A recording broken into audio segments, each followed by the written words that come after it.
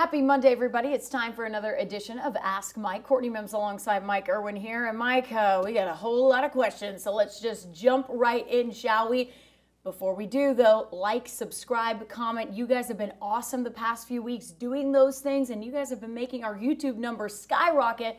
So thank you to the viewers of the show. We appreciate you. We wouldn't be able to do this without the people who watch it. That's so right. Thank you so much. All right, our first question is actually not a question. More of an observation. We get a lot of those. They aren't really questions. They're just observations. Listen, guys, ask a question, okay? We need questions. This is Ask Mike, but it is an observation, and we do like Razor Alex 88. He always talks to us on this show.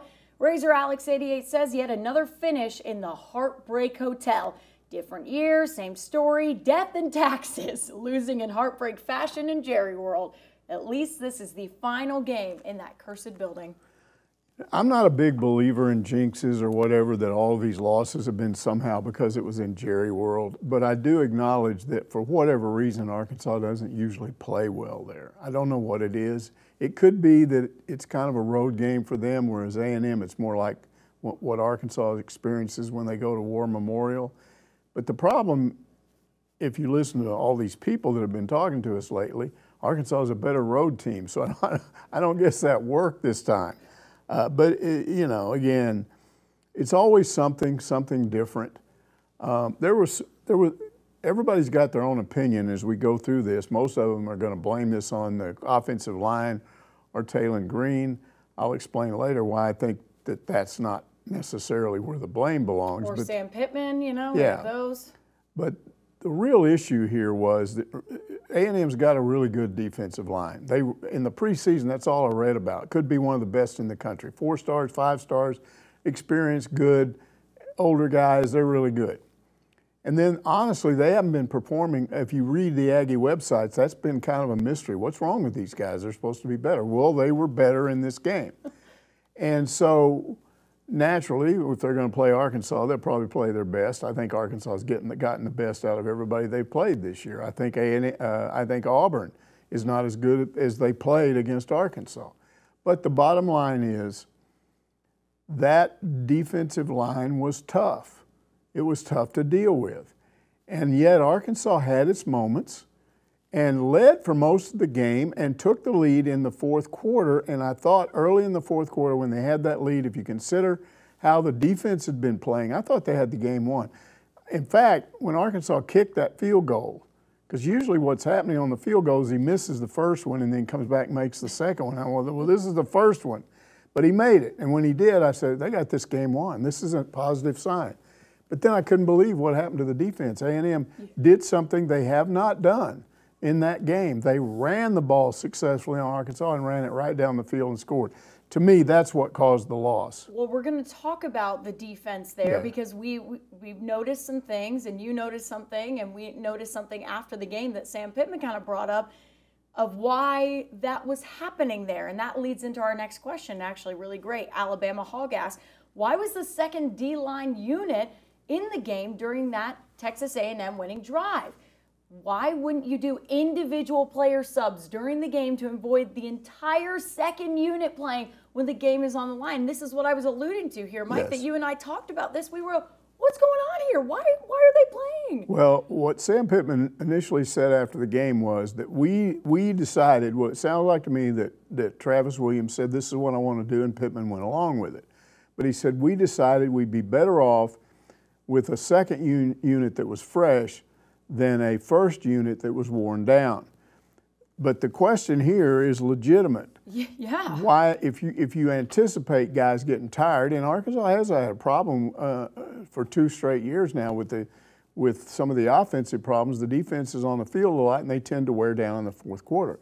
To me, you take that in consideration when you're planning for the game, and yes, you don't leave a player in the whole game, but you don't do a mass substitution. You just let a guy here go to the bench for a while, a guy there. And then Sam Pittman later said that once they made that decision and saw what was happening, he said there were substitution issues which didn't allow them to get that unit back in. They were trying to get it back in, but had problems until they got almost down where they were in the red zone, and by then it was too late. So this is one of those things where people who criticize Sam Pittman are probably going to say he didn't do his job as a head coach. He should have told Travis Williams, no, this is not the way you need to do that. But maybe it should have been discussed even before the game, and clearly it wasn't. It wasn't. You're right. And I want to make a point. This is a great point from Alabama Hog about individual players subbing out during the game, because Sam Pittman made the point after the Oklahoma State game, we want to play more players.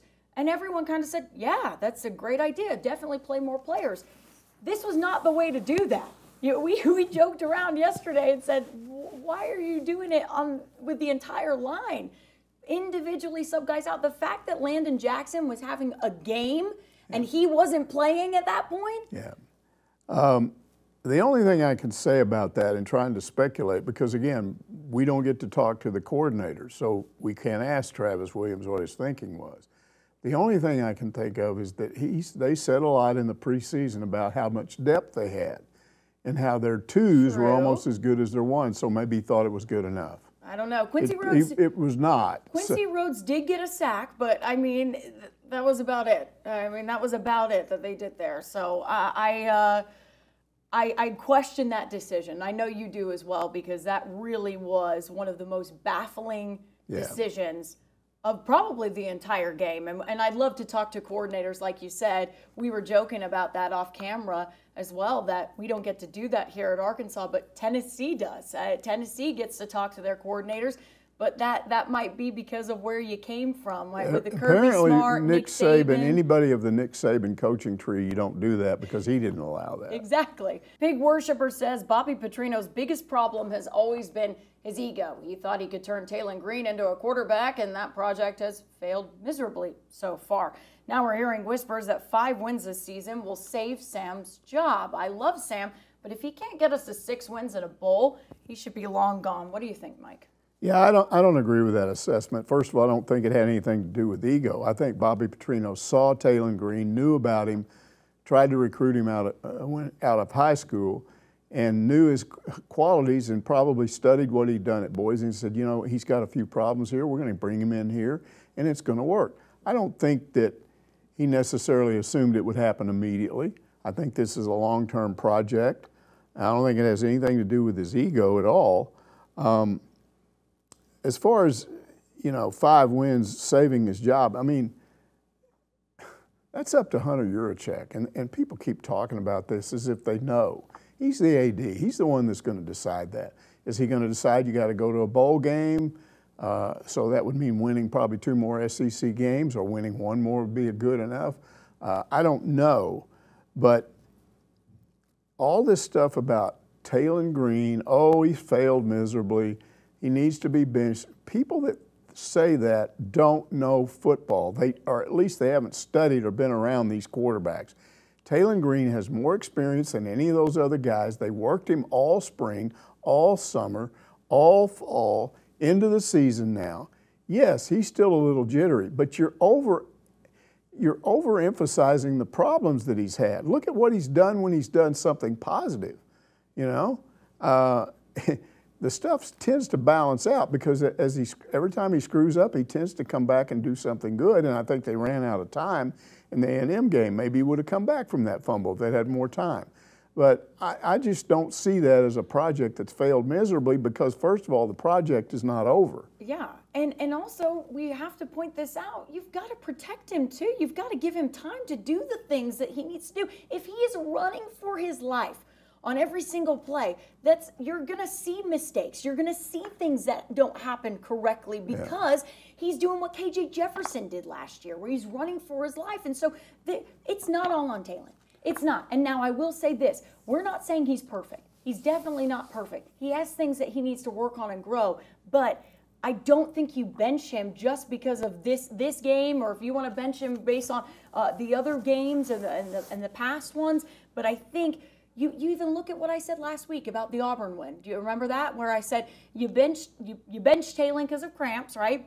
You put Malachi out there, he couldn't get the first down with his legs. Right. I think you put Talon in, he gets the first down. Exactly. That's what I think. So, again, I understand where people are coming from, that they want to see Talon progress and get better each and every week, but he's got to have help. And he may not face a worse situation because it's bad. Again, I pointed this out. A&M's defensive line had not been performing up to expectations, but they did in this game. And you may not face a tougher situation the rest of the year than that. I think there are better teams they're going to play, like this week, but I don't think necessarily it's a better D line. So you may have seen the worst of it, and you know, if you want to criticize those offensive linemen, they won a few battles, they lost some, but they were going up against some big boys. Yeah, they're going to go up against some big boys this week as well. Tennessee is one of the best defensive lines in the SEC, but probably in the country as well, I'd argue and say. Again, but in the preseason, that's not what the talk was. I know preseason, but I'm saying now they have got to get this figured out, and they've got to get it figured out quick because I don't know necessarily that you figure out if a guy's just beating you one-on-one. Well, then they might get beat a lot this upcoming Saturday. And that may be.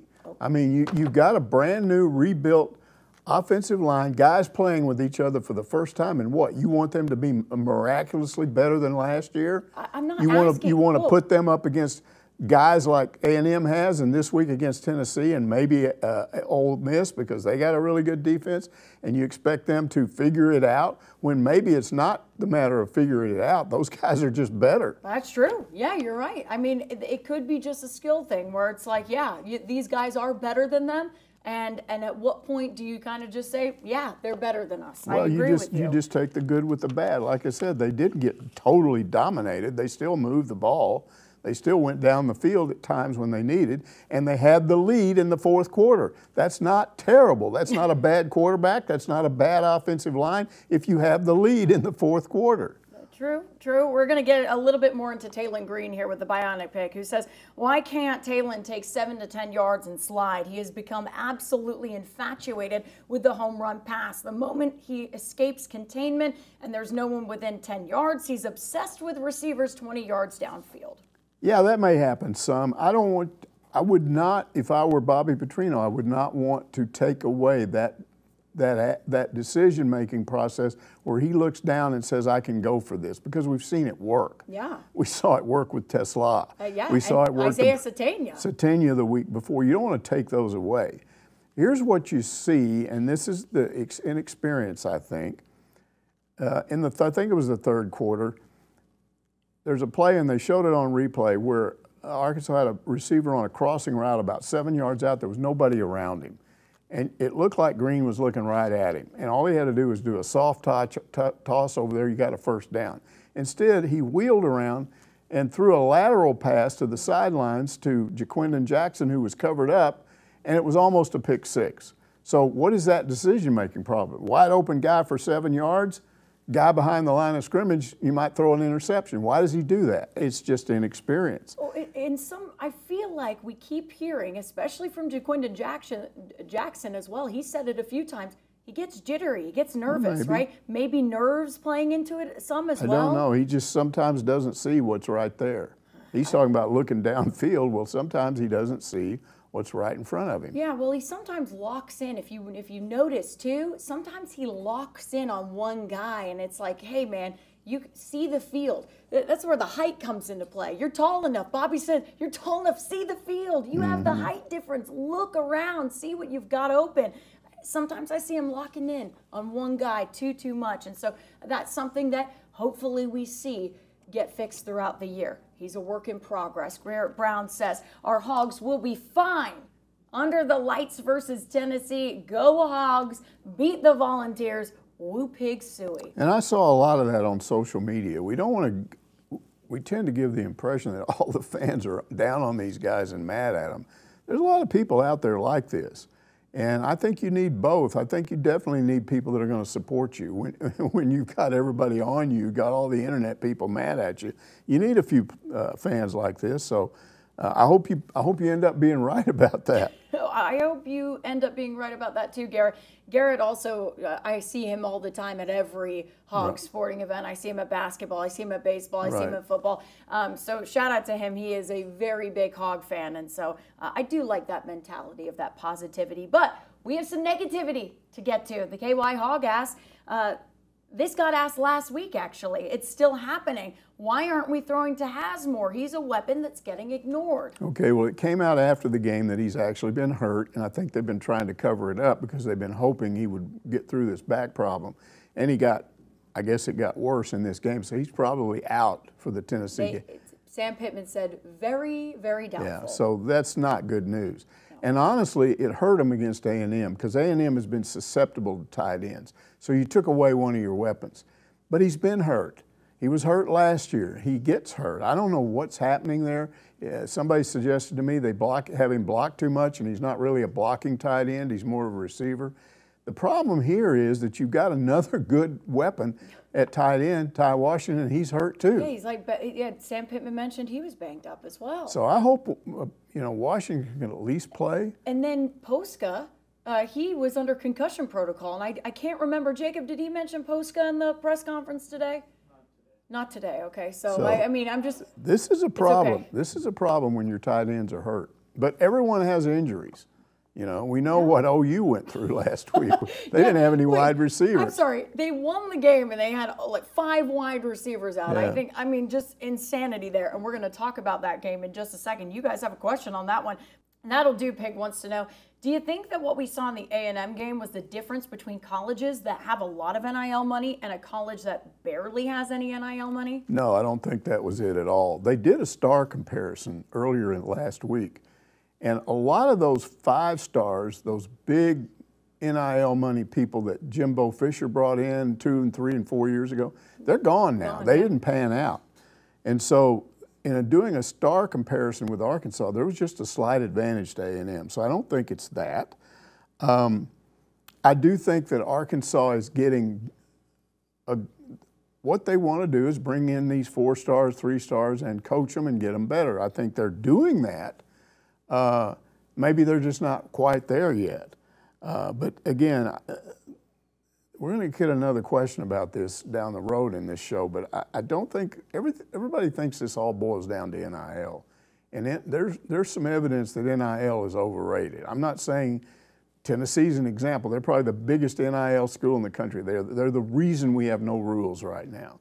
And they do take advantage. But I don't know that that's always the case. Ole Miss loaded up on players with NIL, and they got beat by Kentucky that didn't have a lot of NIL money. True.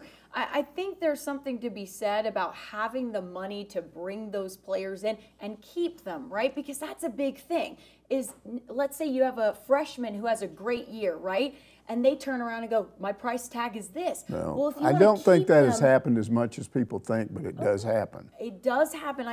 I think what you're saying is right. Bringing big guys in that are, you're gonna be great coming out of high school. Yeah. I think sometimes that pans out a little differently than people expect. But I do believe NIL will have a factor in keeping guys on your campus, and it hasn't been around long enough for us to really see the effects of that. Yeah. But keeping guys in your system, right? Look at basketball, right? NIL keeps guys staying at your program, keeps you in your system, and look at a team like UConn. When you have that experience and you have guys who develop and stay there, that is huge. So I agree with what you're saying, but I do want to bring that up as well. Red J97 says, if the leaders and coaches can keep this team together through this year, regardless of win-loss record, I want Pittman and the rest of his staff back for another year. Well, I get what you're saying. Unfortunately, the win-loss record will matter. But again, we don't know exactly how much because we don't know what's in Hunter Yurachek's head. But you're saying something here that I very much believe in, which is these guys, this is a good bunch of guys. They stick together. There's some things about this team that you like. And I'd like to see a lot of these guys coming back. This is one of the reasons I'm not in favor of flushing Sam Pittman. Yeah. If it means you lose this staff, you lose a lot of these guys, because I think they are 1 year down the road toward coming back from last year. And let me just say, I made a comparison on the radio earlier today. If you go back to 2003, Arkansas had Matt Jones for 3 years. They'd been really good. Then Matt suddenly loses all the people around him. In his last year at Arkansas, they had a losing record because Matt can't do that stuff by himself. So then you bring in you have a new quarterback, and Houston Nutt started rebuilding, but that first year they had a losing season again. A lot of people were saying, hey, back-to-back losing seasons, fire Houston Nutt. Well, it was a 3-year rebuild because the third year they won 10 SEC games, the only outright SEC West championship the school has ever won. And what happens if you flush him after 2005? You lose all of that. So sometimes you can have a down year and you realize, whoa, we got to start working toward building it back up. And that's what I think is going on right now. And there are people that are impatient and putting last year's on the back of this year's team and not judging this team based on this year, but last year too. And if you succeed in running all these guys off, you may not get what you think you're going to get. Yeah, that is a big point that a lot of Hog fans have made to me, is that some of them may not be on Sam Pittman's side. They may not like Sam Pittman. They're not really on the fire Sam Pittman crowd, but they're like, okay, I think we can do better. But the point that they continually make to me about keeping Sam Pittman is keeping this staff and keeping this staff intact. Exactly. And who do you get? Who do you get? Can you go out and get someone that would keep any of the staff, that would keep them here? We don't know. We don't know. That is a huge unknown. I agree completely, Mike, because I don't want to get rid of Bobby Petrino. I don't want to get rid of Travis Williams. I don't want to get rid of those guys right now. And so I think with getting rid of Pittman, you do run the risk of that. You do. Greg Squirrel says, maybe during the off weeks, the coaching staff needs to reevaluate the players and get some guys in here that can play. Get some guys in there that can play. Sam Pittman pretty much addressed that on Monday. He said, we've got the right people out there. We just got to continue to develop them. We got to do different things to try and win. The answer is not always to flush. The answer, if you're trying to rebuild and improve players and develop players, the coaches understand that's a process. Fans, a lot of them don't care about a process. If they don't see pretty much immediate results, they want to flush them. And that's wrong. I'm just telling you, it's dead wrong. I think you're right. What we really should say, maybe instead of get some guys in there that can play, instead of that, maybe some guys in there that have leadership. Well, you know? What did we see with the two defensive line? Guys that can play, oh really? You want to get rid of that, take that D line and flush them? No. Move them out of the way and get some guys that can play? Sure. No, you bring in the second O-line and tell me what happens with this football team. Come on. Yeah, exactly. And the other thing I bring up is leadership, right? I liked what I saw on Saturday with Andrew Armstrong going over to the sideline, right, and calling out the offensive line. He and Keyshawn Blackstock got into it, but here's what happened. Taylon Green came over and said, break it up, guys. And guess what didn't happen last year? KJ Jefferson didn't diffuse things like that. He didn't. You've got a quarterback. Now let's talk about Taylon Green. And one of the reasons I like him, if he has to come back next year, I think it's fine because I think this guy is an NFL quarterback given time. And I think it'd be stupid to give up on him this year if he doesn't get where you want it to be. And I don't think Petrino is willing to do that. I think he understands what his talent is. But look at who he is as a person. You're talking about a guy that goes into games with Bible scriptures, verses written on the back of his arm. Praised after every game with Joshua Braun. Now, ask yourself, anybody on this team get in trouble? Anybody out there getting DUIs or speeding tickets or anything like that? Not that we know. We only know Rashad Dubinion got suspended, but it was a violation of team rules. And he's back, by the way. And he's back. And we don't know what he violated. It could be not going to class, you know? Well, there was some suggestion that maybe said something during the game last week because he was not dressed in the second half. Yeah, so I went into their like locker room area to set up our tripod, and I did see him sitting there, not dressed out, and I went, "Oh, what's going on?" So something happened there. There could be something that happened during that game. But this is a bunch of guys that like each other, that are pushing each other to get better, and I think it's a shame that they're trying to do this, and they've got so many people that are out there just going, because they don't know what's going on. All they can look at is, and they want to just same old stuff, same old A&M stuff, same old head coach, and they're not looking that this team is better than last year's team because it's not happening fast enough for you. You think there's some guy out there that's going to come in and flush all of this and make it all better. Well, my question is to all those people, who are you going to get? Who are you going to get? Who are you going to go out and get? And who do you lose? Do you lose a whole year of bringing in guys to develop them? Yeah. I think people with the Calipari hire, I hear a lot of Hog fans say, like, well, we can get anyone we want. We can get anyone we want. We could go bring Nick Saban out of retirement. That was a very unusual situation. It's exactly. never happened in the 49 years I've covered this program. They've never in any sport went out and got a guy like that before. It happened, but it doesn't happen very often. That's my point, guys. It's like they are not going to convince Nick Saban to come back and coach in this football team. I promise you, that's not going to happen. Okay, I just needed to hear you say that, Mike, because I have to tell people that I feel like a lot more than I should.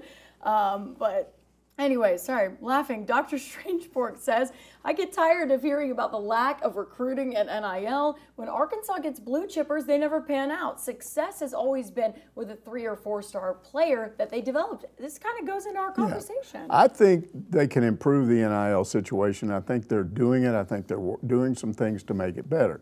And Arkansas's NIL is not pitiful. It's not terrible. But it needs to get better. But he's hit the nail on the head. Because at this school, the few 5 stars they've had, bust. The better players have been 3 and 4 star players. Because the history of this football program, when they've been successful, is they've brought guys in, they've developed them, and then maybe their junior or senior year, they're ready to go. That's what happened in 2021. That's what happened with that 2021 team. The guys that were on that last Chad Morris team, they had some talent there. They just had to be developed, and they got developed. And so I think that's what's going on here right now. I think they've got a bunch of guys they like, 3 stars, some 4 stars out of the portal. Give them time. I think they're going to be good. But my point, to go back to what I said before, is you're exactly right. Developing those guys, and that would be great. But you need NIL. It's a world of NIL. You do. You need I'm not saying it doesn't matter, but I'm saying that if you're trying to say that the way Arkansas is going to succeed is they've got to get as much NIL money as Tennessee, and a lot of people believe that. No, that's not going to happen. I don't believe that, but I do believe that if you want to keep the guys in your system, because if you have a freshman, right, they're not stupid. They're going to turn around and go, wow, I had flashes in this game, and I'm getting. But how many people have Arkansas? Catalan. Who else have they lost like that? Yeah, right. But what I'm saying is now with NIL, right, those kids are going to turn around and start to. I mean, Cal talked about it. Cal talked about getting guys in. Hasn't happened yet. Okay. Just because it happened at Vegas doesn't mean it's happening here. Oh, well, I'm not saying that that's a totally different situation. We're going to talk about that in a second. But what I'm saying is this. Keeping guys in your system, keeping those guys here is going to require some money. And so that's where I say, where I understand the NIL argument. You may not bring them in with a lot of NIL. They may be like, oh, I'm a 3-star. Maybe I can go to Arkansas for a little bit of money, right? And you start to develop them. But the minute they get an inkling of, okay, I think you're overestimating how often that happens. Okay, all right, that's fine. I mean, I just know that there's a lot of guys that they'll be happily paid more over here. Okay, well, when we start seeing evidence that these guys start leaving to go to other schools, because I haven't seen it. Okay. Catalan's the one I remember, and that's about it. Okay, well, I will, we'll just That's see. not what happened to Pooh Paul. He was just mad. I understand. No, I understand, but I'm saying it's not, it may not be evidential right now in this world, but I can see the trajectory of where things are heading, and so I'm just pointing that out to everyone. That's all. That's my opinion. I'm pointing it out. MS Hogg says, I saw the Hugh Freeze clip where he said that if Auburn played the Arkansas game 9 more times, Auburn would win all 9 times. Shout out to our Jacob Morris who found that clip and posted it on social media. And I'm going to give him credit right now because there was a lot of people sharing that clip, and our Jacob Morris got that clip and posted it on social media of Hugh Freeze. How much longer do you think Auburn fans will put up with him? Well, somebody must have talked to him, or he must have figured it out, because if you saw his post-game presser after the Oklahoma game, he was a totally different guy.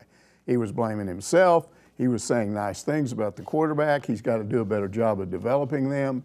So I think he understands. I think he's looked down the road and seen what their schedule is, And the fact that they might not win another SEC game, this was their chance to win last week and this week, especially with all the injuries that I can't believe OU won. You talk about an injury situation, that was ridiculous. If I'm an Auburn fan, I am really mad about that because they had guys playing both ways. Yes, they did. They had guys play both ways. So, I wouldn't worry about Hugh Freeze, though. I don't care what happens to him, but he did change his tune this week. I really think it's because somebody got in his ear, and I don't know who there, but if I was the AD there, I would pull him aside and go, hey, buddy, you like your job? Let's not do this anymore. Yeah. Let's not make these comments, because it wasn't just that comment as well that got, circulated and stuff. It was other comments that he'd make in the post game and things, just not taking the blame and putting it on everybody else. And he has a history of that. So. Yeah, exactly. Whippersnapper says, rat poison for Widow Wayne Kiffin and the Rebs against Kentucky. 17 points on offense. Yeah, I talked a little bit about how good they look and the talent they have, but the fact that they played virtually nobody and they were just running up the score on people and just amazing offensive numbers, and their defense was so much better. But here's the problem. Starting in December, when they first started to assemble this portal class and they started getting this NIL money, and all this stuff came out about their NIL collective and how they were raising all this money from their fans, and they were just buying players left and right, and they were bringing in a 4-star here. They were going into the portal and grabbing people. They were a team that was grabbing good players from other people. And so what you saw was nothing but hype. You saw it from their fans. You saw it on their own school website, on their own athletic department website. Every day there was some, oh, we're this, oh, we're that. To the point where when you start going into approaching the start of this season, I'm just sitting here thinking, what? Their players have had 6-7 months of this. Everybody, it's just wonderful. It's just great. And then you play a weak schedule and you do all this. And then all of a sudden you play a real team, and that is rat poison. That's what Nick Saban talked about. You find out these guys came to play. As somebody said a while ago, whoops, we're actually playing against a team that's playing in the second quarter. They didn't just give up. Oh my gosh, that was a hilarious comment I heard. But the other thing too is people were still doubting Kentucky going into this matchup when Kentucky had almost beaten Georgia. They're not much offensively, but they do have a defense. And it wasn't a fluke what they did with Georgia, and Ole Miss should have looked at that. Now here's Widow Wayne Kiffin, and what does he say? He basically said, hey, gee, they did stuff we didn't think they would do offensively. Whoa, they fooled us. Yeah. Wow, congratulations to them. Well, you should have realized they might pull something like that out of the hat. Yeah. So again, it was a big win for Kentucky, and we'll see how that affects Ole Miss. That's what I was hope gonna it say. does, because that might be one of the games Arkansas could now win if you knock them down a notch and they start questioning themselves. That's what I was going to say. It was funny because I remember getting on the show months ago and we were talking about maybe upsets for Arkansas, and I said, oh, Miss, I kind of like that to be an upset. Now I kind of like it a little bit more. But we'll see. We'll see. I still tend to think they'll come back and be better than ever, but we'll see. Well, we'll see. We'll find out. We'll be They've got cautiously real optimistic. talent on that team. I know they do, Mike. Just there's a lot of talent that Arkansas is going to play coming up. All right, but we're going to talk a little bit more about the Rebels here. S. Giles says some of the fake injuries Ole Miss pulled off against Kentucky was shameful. At one point, you can see their QB point at a running back beside him, and out of nowhere, the kid drops to the ground like he was shot. Kiffin has 0 class. Well, he does that, and there are a few other coaches that kind of coach that. There's no way any of us know when a player goes down for sure that it's fake, except on something like that. And we do. He pointed at. And He you said, could almost read his lips like, "Get down, get down." So there are some like that, and there's got to be some interpretive thing where the refs go, "Whoops, nope." That's a penalty. And then what you do is you just make the guy gone for the rest of the game. Yeah. He's just gone. But like you said, how can you prove it? If the kid turns around, he goes, no, I'm actually cramping. I'm actually cramping. Because you could see the way this happened. I know, He's standing there without a care in the world, looking around, not paying attention, and the quarterback going, pss, pss, hey, get down. And he goes, oh, pss, and drops. I'm telling you, I think they ought to flag a guy like that. He's out for the rest of the game. Yeah, and if you do that, it stops. I think so as well. I just thought that was ridiculous because we all saw that on social media. The clip was going around and people were like, oh my gosh, how do you not do anything when that happens? But I think it really is because how can you really prove it besides going back and saying, well, you were telling him to get down, but he could turn around and go, oh, I'm really hurt, Yeah, whatever. well, not in that case. I don't know, whatever. Hog Redneck wants to know what is going on with Georgia. They almost lost to Kentucky. Alabama had them blown out. They came all the way back to take the lead and then lost the game. Crazy. Here's what I'll say about that. It's pretty clear to me that Kirby Smart is not Nick Saban, because Nick Saban's great talent all along has been that he takes these 5-star players and treats them like they're 3-stars. He makes them work. He makes them be accountable. You do something to tick him off, he has no problem benching a 5-star. We see what's going on at Georgia. Those guys are running around getting DUIs, they're getting in trouble all the time. All the time. That is the difference between those two coaches. And, you know, he may have come out of that system, but he doesn't figure it out. And I'm telling you, if he doesn't figure it out, they're going to have more problems. They really are. And somebody said at the beginning of the season, it was one of the national media guys, maybe it was Josh Pate or somebody, who said, don't give Georgia all the credit because, yes, they have talent, but all of the stuff coming out about the program and the culture there right now, that affects your team. That really Sure it does. And so he was hated on for giving that. He was like, well, you're downplaying Georgia. He goes, I'm not downplaying them. I know they have talent, but don't push aside the fact that things could be going on behind the scenes. Nick Saban's the best coach ever because in an era of 5-star when that matters, I mean, Bear Bryant didn't coach in that era. Nick Saban lived through all of that and coached through all of that 5-star and all the NIL now at the end of it, which he hated. But he never changed. His attitude was, I don't care who you are, if you don't do what I ask you to do, go sit on the bench. And Kirby Smart's not like that. I know. So you start treating these guys differently because they're 5-stars, you got problems. Absolutely. I mean, there is something about disciplining your team and making sure that they know this is not okay. Yeah. I mean, look at Sam Pittman. I mean, we don't know what Rashad Dubinion did, but clearly it was enough that he violated team rules and he wasn't afraid to say, okay, you're not playing next week. You know, so Eddie Lynn says in the second quarter of the Colorado UCF game, KJ Jefferson scores a touchdown by ramming his helmet into the helmet of a defender at the goal line. Should that not be targeting? Why is it only called on defensive players? It's one of my pet peeves, and it should be, and I don't know why it's not. Because let's understand the purpose of the targeting rule. It's really designed to prevent concussions, which is a huge problem in athletics these days, and broken necks. When you have helmet-to-helmet contact, if it's turned up enough, you get what's called a compression fracture of the neck, because the neck will bend left, it will bend right, it will bend front, forward, and backward. It can't do anything when it's compressed. And that's where you get these cervical fractures between vertebrae.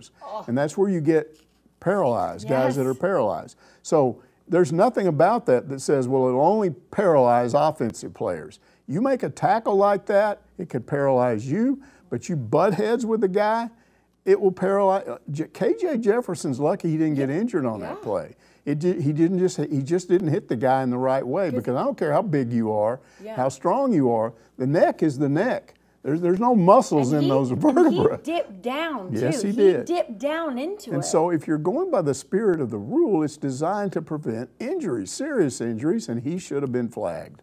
And they need to get this right. The refs need to get it right. It can't just be a defensive player that gets called for targeting. If the offensive player does that, it's the same thing. Absolutely. Pig's Feet says, and I love this, the #2 Lady Razorback soccer team is on fire. The attendance record of 4,000 shows that fans will come out if you build winners. You're actually #1 in one poll. They are, but it's not the one that is the collegiate poll, I think they're #3. They're 2. Well, I saw one that looked 3. I don't know which one. They're definitely 2 right now. But anyway, they're #1 in one poll. They did have a right combination, because you're playing a ranked team, a ranked SEC team, and you're #1, at least in some polls. So that brought people out, and you had 4,000 fans there. So do they have a chance to break the record again? Well, there's only one other ranked team that they're playing, and it is Auburn, right? Nope, it's Mississippi State. They go to Starkville, and that's a road Friday. game, so you probably can't do that. But if this team continues to win and continues to keep that ranking, when you get into the conference tournament and also when you're in the NCAA tournament, you get to play some matches at home. So you might break that record again. But I would also point out this entire women's athletic, and it's not their own department anymore. They're part of the men's department, but the women's athletics at the U of A is a definite plus. They in almost every sport, they're impressive. Look at volleyball. They're on a roll right now as well. Softball, I mean, come on. I mean, this team, genuinely, I know they're number 2 right now in that United Soccer Coaches poll, but they're behind Michigan State. They're ranked number 1. And they tied with Michigan State. They on had the road. On the road, and they had a chance to win that game. I think they are the better team. They should be number 1 in all the polls. They are the best team in the country right now. Colby Hale has done a fantastic job with those girls this year.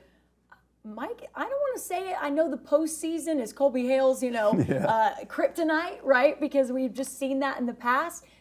But these girls want to go out. They want to win that SEC tournament. And they want to win a national title. And maybe this is the year. Maybe this is the year. So look, if you're upset with the football team, all right, Mike, go be a fan of this football team, okay? All right, be a fan of both. Be a fan of both. There you go. WV Hog fan asks, and I'm glad somebody asked about this. What will be the end result if a player, UNLV QB, quits a team in the middle of the season because he wants more money and another team is willing to sign him? We have to start out by saying that it's still not absolutely crystal clear what happened. He and or at least his family says he was promised $100,000. He only got 6 or 3. 3,000. He got 3,000. Yeah. And so he came back and said, "Hey, come on!" And they wouldn't give it to him, so he's making a point. Other people that are familiar with the situation said no. After they got off to a good start, he went and found an agent, and the agent said, "Okay, you're worth this much." When he went back and asked for extra money, then they said, no, you got to stick to the original deal. So who knows what really happened? But here's my point. If they screwed you, you can come back and sue them when the year's over. True. You could. You could say, come on, I did this, I went through the year with you, but you got to pay me or else.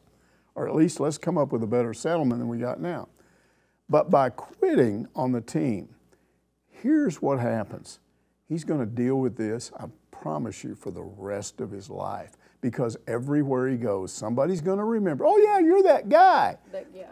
I've told this story before, but my next door neighbors, and they had 5 girls, and the oldest of those girls, and I was in elementary school when this happened, she was dating a high school athlete in my hometown who was a good basketball player, or he was a good football player. He was a very good basketball player. So he decided before the start of his senior year, I'm just going to play basketball.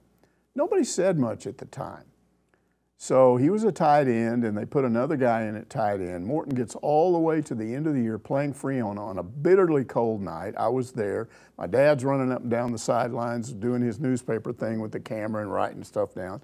And he took care of me. He knew how cold it was. Golly, it had to be like 10 degrees there. Oh, gosh. And he took care of me. He found this elderly couple that had a big blanket. And he said, can my son sit between you two? And I was like kind of embarrassed, but kind of nice when it was all warm in there. So we were okay.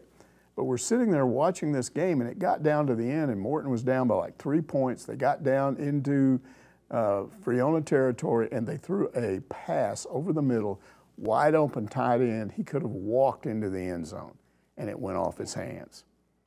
Immediately, people started saying, if that was Clyde Brownlow, that wouldn't have happened. Yeah, he quit, and that's when it started. Now, my buddy next door, Charlie Ledbetter, Mary Ledbetter's younger brother, he's only in junior high at the time. And the next time Clyde comes by to pick her up on a date, he says, I'm not letting you see her. You dumped on our team. You cost us a district championship. And he said, what? And that was the first time that anybody had done that to him. I saw him at a reunion about 20 years ago. He's probably in his early 60s then. And I asked him about it, and he said, if I could go back and do that again, are you kidding me? I would change. He said, I had no idea that people would get that mad, but he said, I hear about it all the time. I'm sick of it. This is what's going to happen to this guy. I promise you. they're going to ask him about, oh yeah, you were that guy that quit on your team. So it's terrible. But it's worse than that, because the backup comes in the game, this Hajj Malik Williams. Yeah. He comes in, this guy, Matthew Sulka, has been completing 40% of his passes. This guy completes 81% of his passes, runs in a touchdown, and they beat the stuffings out of Fresno State. Yeah. So what has Barry Odom done? Barry Odom says, you want more money? Nah, go away. Go away. We'll just bring this guy in. And then the linebacker on this team is being interviewed after the game, and he says, yeah, I knew he was better all along. So then he said, won't you take that money? Whoa. Hold on. I think a lot of people knew he was better all along, because guess what? You know how I've been playing with UNLV in my Dynasty League? Right. I benched Matthew. I put in Williams, man. He's my starting QB. Yeah, I mean, I think that. Well, anyway, one of these hilarious. guys ended up saying, why don't you take that $100,000 and distribute it to the offensive line? One of their wide receivers said, yeah, okay, hold on. Where's the money you promised to him? Give it to the offensive line, who have been actually doing their jobs and helping us all season and lead us to this 4-0 record right now. So this is what I was talking about earlier. This is an example of it backfiring on a guy doing that. Maybe it makes some guys having second thoughts about leaving a team. Now, it's not uncommon to leave after the season is over. What I was talking about is while the season's going on, more of these redshirt, I've got time to redshirt, I'm just quitting now. That's got to stop. I think it's really interesting as well, because I read a comment somewhere on the internet that this would never happen in the SEC, because it would be nipped in the bud before it even happened. You'd have boosters coming out and saying, here you go, money. They actually had a booster, but he was in trouble with the athletic department. They'd kind of disassociated themselves with him. He was overworking at one of the casinos. Oh. And they went, you may get us in trouble. So he was in hot water with the school. He jumped forward and said, I'll give the $100,000. They went, no, we don't want your money. So, yeah, maybe it's because they were like, nah, we're going to play Williams instead. Yeah, We're going to play him instead. All right, our final question of the day is Marty Bird's Proxy wants to know, judging from the last 3 to 4 years of NIL in the portal, where do you see it leading in the next 3 to 4? Does it go to places we haven't yet imagined? No, I think we've seen the worst of it. Because for one thing, behind the scenes, the courts and the NCAA are already working on this. We've talked about this before. They've kind of come to an agreement, it looks like, and I haven't heard anything about this lately, but what you may end up with, because there are more issues than just this, there's a whole issue of what happens to the Title IXs. A lot of these women athletes aren't getting these NILs, and it's unfair that a few players get so much and then a lot of others don't get anything. So if they end up with this 60 or 70 teams of major college football, and you've all got a guarantee that you will make this a part of your athletic budget. You will have to take part of the revenue that you get and distribute it. So each athlete may get $30,000 or $35,000 or whatever. Then that's fair, and the courts like that. Yeah. Then you would still have NIL. But I got to believe that if the courts say this is the solution, we're okay with it, and they like the fact that the NCAA agreed to go back and pay players NIL going back to 2016. So they're going to pay past players. So the courts are all happy about this now. I think what's going to happen is the NCAA is going to come back and say, okay, now let us have some real rules. And they go, okay, what is your rule on this? The rule on the portal is simple. If you sign an NIL with a collective or a booster or whatever, there has to be a contract. If you break that contract, if you say, I'm going to go to this school now, you forfeit that money, you have to pay it back. If you've already spent it, too bad. You have to pay it back, and you have to sit out a year. A rule like that would stop this in a heartbeat, because you would stop and think, whoa, I don't care what schmohead over here at Tennessee is offering to steal our player, and they'd be the ones to do it. You can't do it. It'd be too big of a risk. So I think we're going to get some rules on this. But this horrible 2 or 3 year period where there's been no rules has been awful. Yeah, as long as the courts, and we've talked about this, side with the NCAA on that and say, yes, okay, we'll protect it if you get sued, because what would happen immediately is, I'm sure, well, the courts are saying this is what will happen. Right, but what I'm saying is, once they have to take the side of it, right? Because that's what the NCAA, that's why the NCAA hasn't put any rules on it. Look, it's because they're afraid of getting sued. This is what happened with the NFL. The courts allowed them to get around their the rules on some of this stuff because they all agreed that you couldn't have an NFL if you don't have a draft, number one, and if you just allowed the owner with the best amount of money, Dallas Cowboys, would be winning every year because Jerry Jones had got more money than anybody else, and he'd just buy whoever he wanted. Yeah. There's a rule. There's rules against that, but they had to waive whatever it's called. They had to waive that because normally you can't tell somebody how much. Yeah, you can't put caps on what somebody can earn. So I think they will get around this through that. I think so as well. Again, I'd like to see the courts kind of give some more power back to the NCAA. Well, what would have to happen is you may end up with a players' union. And the players' union would have a collective bargaining agreement with the NCAA, and they would say, we agree to these stipulations. And then you have no real out, because what would happen is if somebody decided to file a lawsuit, they'd kick you out of the players' union. Exactly. They would just say it's in the CBA. This is it. Yeah. You can go play for somebody else, but you can't play for us because this is what we agreed to. Absolutely. It'll be interesting to see what happens moving forward, especially with this whole UNLV situation that was going on, because that kind of took everybody by I think this surprise. Will help. I think it brought it to the forefront because there is some unscrupulous stuff going on where definitely schools are looking around. Oh boy, we like that player. Let's see if we can get him. And they make a little phone call, and all of a sudden, ooh, I can triple my NIL. And if it goes unchecked, there are some women's sports that are worried about their futures, right? Because what will happen is, you don't have enough money if the schools can start paying the athletes, right? Oh, well, we have to pay this guy this and this guy this.